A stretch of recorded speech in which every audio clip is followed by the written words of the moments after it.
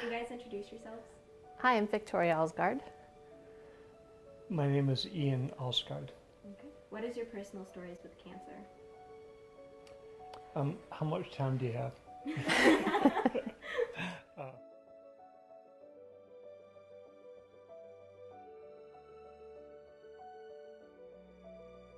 New Year's Eve, he had a brain biopsy.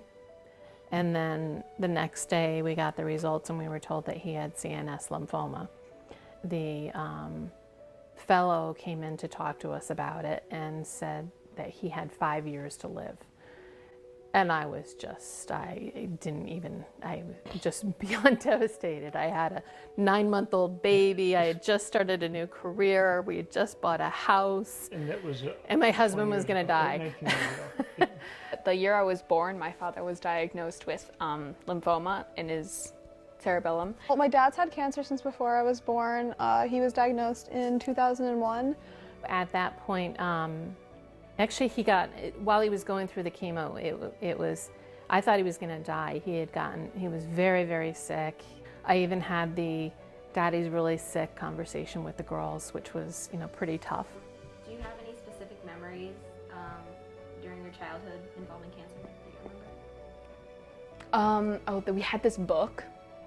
It was like the chemo book, and it represented like chemo as a shark, and it was just, it like embodied cancer as a shark, chemo as a shark that would eat the cancer cells but also other cells, which is why you lose your hair. And so that was like how I knew what cancer was, and I just knew that my daddy had it.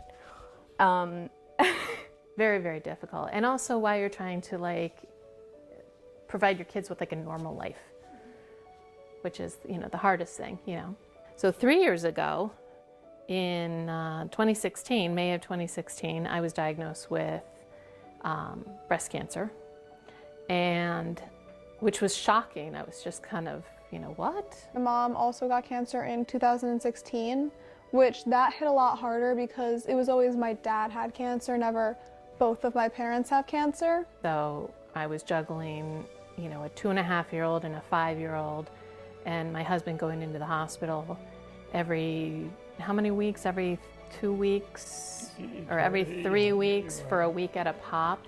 I was working part-time and he could no longer work, and we needed health benefits. I didn't have health benefits, and there was no full-time job in the hospital I was working at in Michigan, and we were scared. I think we were really scared because we thought we had beaten this thing and it came back. Then at that point they told us he had 12 to 18 months. So we packed everything up.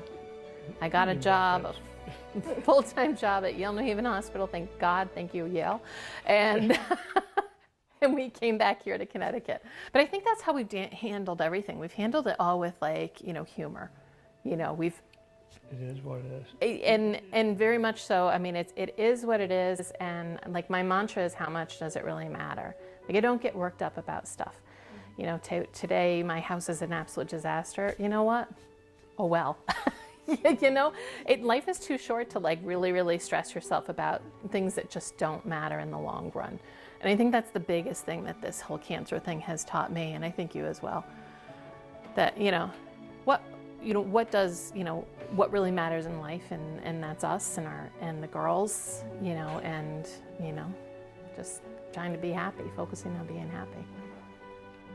Well, in my case, it's not that much different from a regular family, really, because it's just my father is a little bit slower. Well, I think a lot of people equate it with, suffering and, and death, and, and it isn't necessarily that. A very difficult decision to go ahead and have a second child, even though, we weren't really sure what the whole future was going to hold. We spoke with his oncologist about it, and she was like, you know what, you got to live your life. Just live your life. You can't put anything in the numbers, just, you have to live your life. And I had spent 5 years thinking about what I was going to do when he died.